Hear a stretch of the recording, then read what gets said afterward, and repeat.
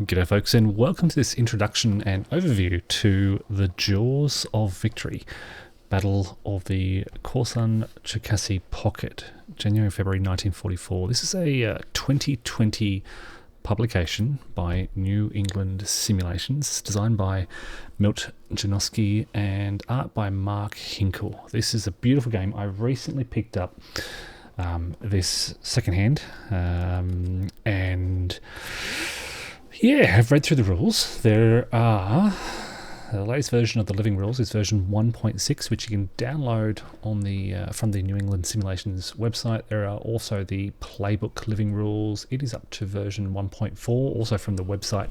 That hasn't changed in a while. The Jaws of Victory is very highly regarded by the community, very highly rated.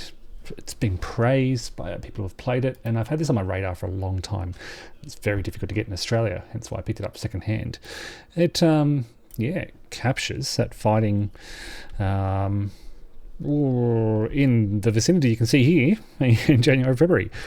Historically, the Second Ukrainian Front, which you can see on the right over here, they kind of pushed directly west. They drove, their main thrust was around here, Lebedin, Tanovka, and the First Ukrainian Front over here, they kind of pushed more southeasterly towards Zvenigorodka, and the two forces kind of linked up around here to pocket all those German units in this area. You can see Korsun City and Airfield almost right in the center there of that pocket. So it uses a system very similar to New England Simulations' Killing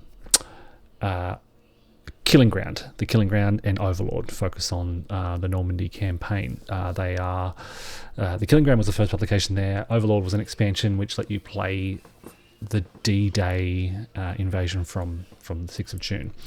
So the system evolved to Jaws of Victory, which you can see here. It is quite a heavy, complex game. The rules are only, I will say, only 31 pages long, and that includes about 3 pages of optional rules. So you're looking at really 29 pages of core rules.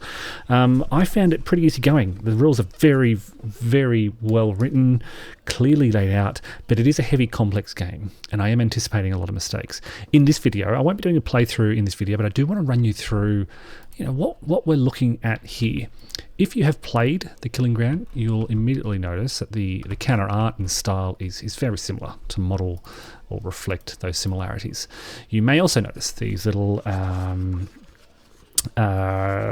what are they called? They are called strength counters below these units. This game uses these strength counters, so you'll have a unit strength class, F class, A class, etc. And then they'll have strength counters below them. You'll draw a strength counter, which will give you an uncertain. So you can see over here, this unit has a strength of 20. That also has 20. Well, I think most of them might have 20 at the start. There you go. There's a 16, but they'll be variable. Okay, so the small subscripted number indicates the number of steps. So you have 6 steps on this unit. So you've got some big step losses to take among a typical infantry division. I'm going to run through in this video. As I said, I won't be doing a playthrough, but I will be kind of talking about some of the distinctive features of this game. Not quite a review, almost a preview, to give you a sense of what I'm aware of and see if this might be of interest to you. So what can I say? Okay, as I said, that's kind of a core factor here. You're looking at units, principally infantry divisions, a couple of regiments you can see there. But command, what can I say? The cohesion of your corps and army and fronts is going to be very important for various reasons. There are some quite strict supply and stacking rules in this game. I know I'm looking at Vassal here, but let me say and let me point out that the physical components are fantastic. New England Simulation, the map art is beautiful. The counter production quality is top quality. I was very tempted to set this all out, but there are a lot of counters in this game, and I really wanted to get to it, so I decided not to punch them. I think there are 1,170 half-inch counters on 4.5 counter sheets, and it does look amazing. But just so I can jump straight into it, I've loaded up Vassal. What you see here is Scenario 6, the full campaign. That covers everything. I'm not going to start with this. Instead, I am going to start with a smaller scenario, which you can see here, just covering kind of part of that eastern section of the fighting around the second Ukrainian front around here. It is I think it's a 7-turn scenario. Okay, so what else can I tell you about this game? You've got unit breakdown, multi-step units. They can be broken down. Once they get to their last step, they are a cadre unit, and cadre units are quite restricted in what they can do. You'll be able to see, I might bring up the full map because it's much nicer to look at when you're looking at everything.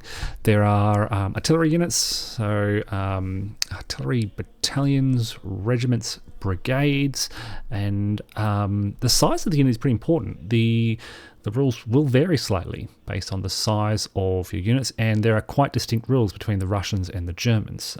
German artillery, for example, I think it's German artillery, can fire twice in defensive fire, but most units only fire once on attack. There are special rules for Soviet armor brigades. Let me try and find one of these. They have the capacity to engage in combined arms. Now, if I look here, if I can hover over that, you can see. Okay, let me just pull the unit out. This is the one I'm looking at here. All right, so this unit here with the red star, it is a Soviet armored brigade, and it automatically gets a combined arm bonus. The Germans, on the other hand, have to bring together combined arms into a stack, and they can get that bonus. There are various types of formations, mechanized corps, cavalry divisions. They have some slightly special rules. We even have some Sherman tank formations with the 5th Guard Cavalry Corps. Let's try and find, where were the 5th Guard Cavalry Corps? They should be pretty easy to see. They'll have a 5. Here we go. 5th. Let's see if we can find some Shermans. No. 5th Guard. They might be in this vicinity somewhere. Oh, there you go. Right there in that sack there on the right. So yeah, some Soviet Sherman M4 tanks. They must be stacked with the formations of that division. So you can see the divisional markings on these units. Keeping cohesion is very important. What else? You can, so around the edges, units can be extended. So this is really interesting. I don't think I've seen this in any Second War game that I've played. It's very reminiscent of Labatea, where you extend a regiment. So here you'll have, out on the edge here, you'll have a division really extending their lines. It does reduce their strength, but it lets them occupy 2 hexes where they're not, the idea is this is going to be very quiet. They're really stretching out. Hopefully they're not engaging in combat. There are weather effects. It'll be mostly clear, but there is a possibility of frozen, mud. Well, okay, you've got ground conditions and you've got visibility. So ground conditions can be, I think, clear, and then is it? Let me try and find out. You'll have terrain effects chart, frozen or mud, and then you'll have air visibility as well. And visibility is either clear, overcast, or storm. Okay, there are fairly simple. I like the air rules. They are fairly simplified air rules. You basically, let me try and find, here we go, German air. You'll basically draw a random air counter from a cup. I love the way that works. I still have a bit of PTSD from the East Front series where the air rules killed me. And yeah. Anyway, look, reinforcements, replacements. Replacements are tracked on separate army tracks. So you've got the you got separate army tracks, but then you have the separate corps track their replacements separately on those tracks.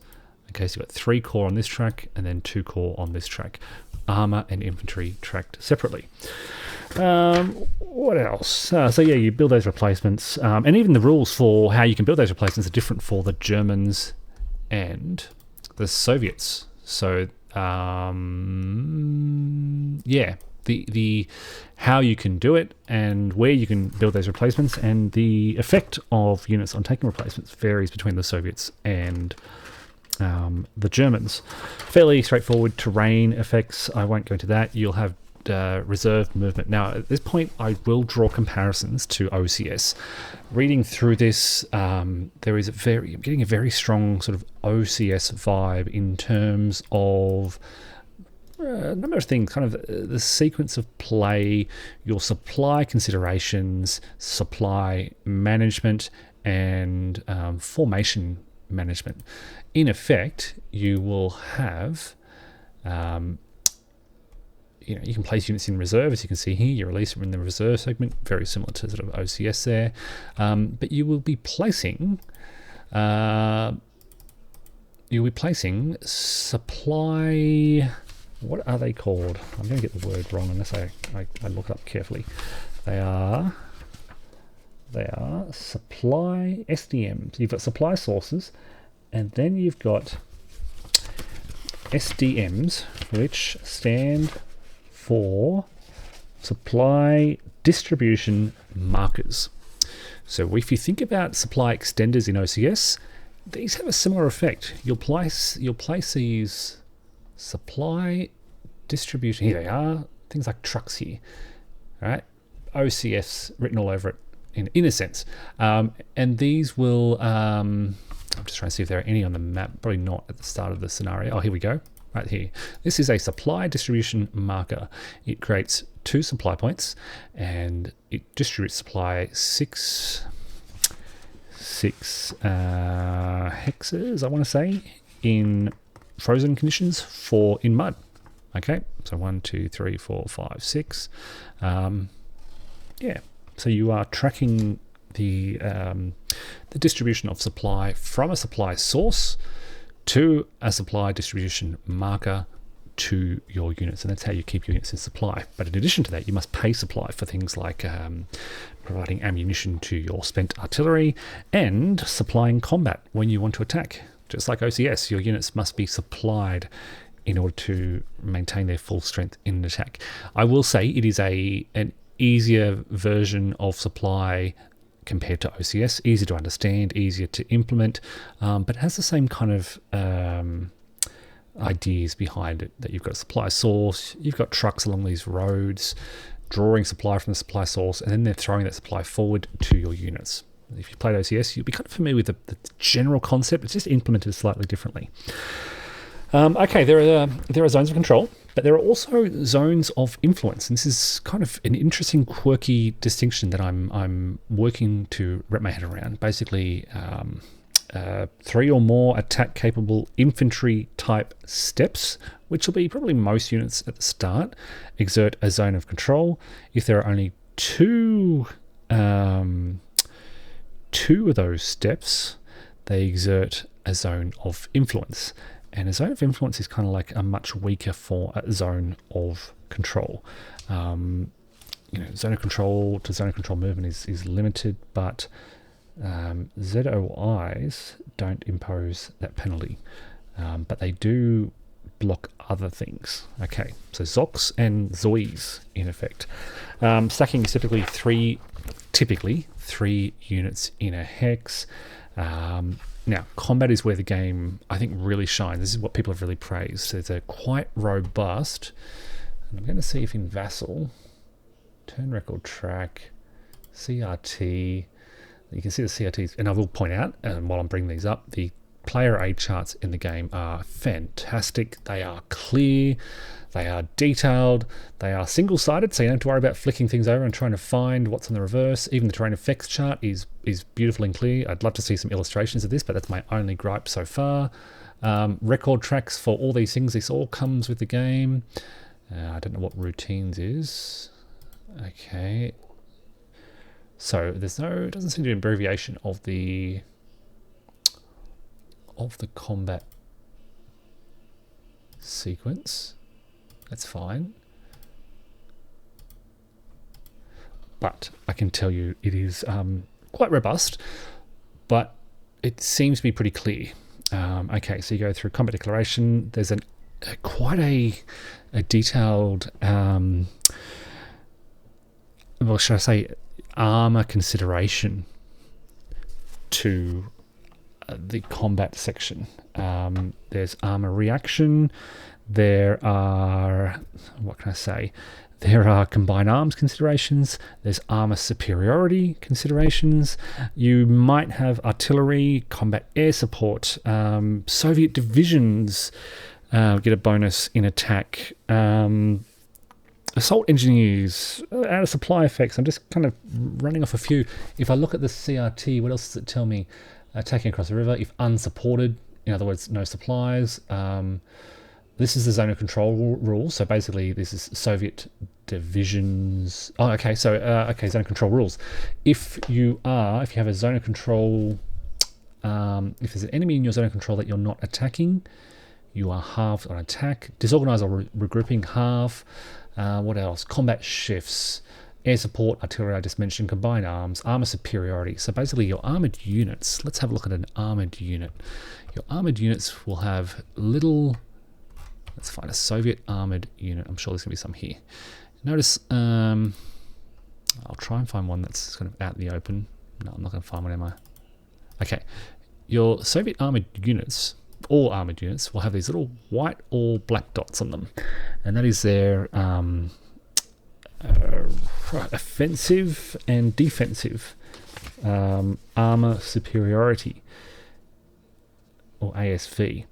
White dots are used on the offense, black dots are used on the defense. So white dots are more important.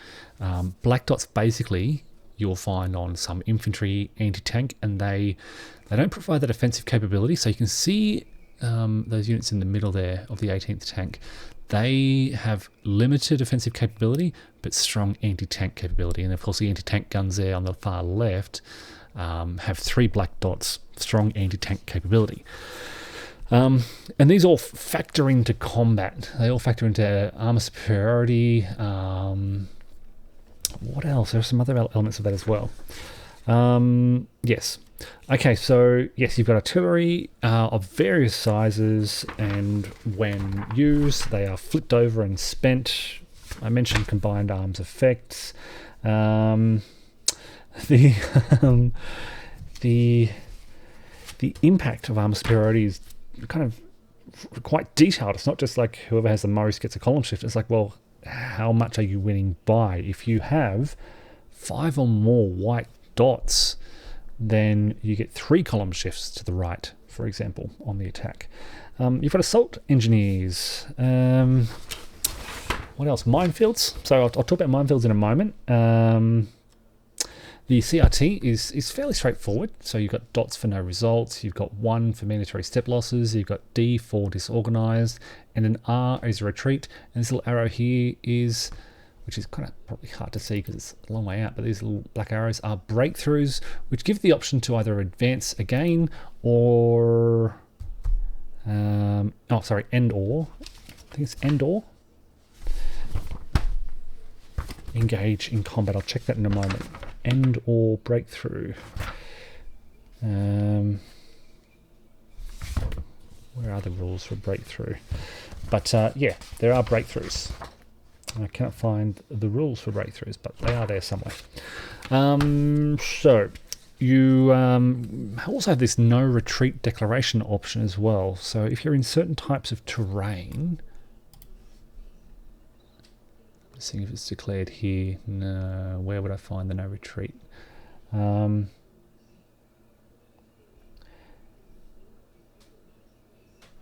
It can be declared in woods, village, town, or forest. Okay, so these kind of terrains can declare no retreat, and basically, if they're successful, unless they get something like a disorganization or retreat or a breakthrough result, they can cancel the retreat by taking an additional step loss. So some pretty cool rules there, interesting decisions to make. Yeah. And then we do supply, and I kind of touched on supply distribution markers, their supply range, incrementations, supply states. You're either in supply, out of supply 1 or out of supply 2, and you suffer adverse effects for being out of supply, like having your attack strength halved. I think out of supply 2, it's not quite halved. It's could be column shifts. Yeah. What else? And then there are various. Okay, so the theme really shines through. This is not just a generic rules. There are special rules for the Korsun airfield. You can do. I've lost it now. Or is it up here? You can do special airdrops and air supply missions. The German player needs to think carefully about maintaining supplies into the pocket, and they can declare, I'll skip ahead and I'll just kind of, so you can declare core isolation, which, what does that do? If any of your core can't trace a supply, you conduct like a retreat and you get some additional supplies available. Then you can declare Operation Wonder, which is the attempted German counterattack, and it during the turns that the markers on the German player adds 3 to their air availability, and get a number of combat air support points to support that counterattack. If that fails, you can declare a formal breakout, and it's like a desperate situation. You get special movement rolls and everything, and then if that fails, you can declare every man for himself, and a bit of a panic, but you desperately try to really break out from. And there's all these rules about this.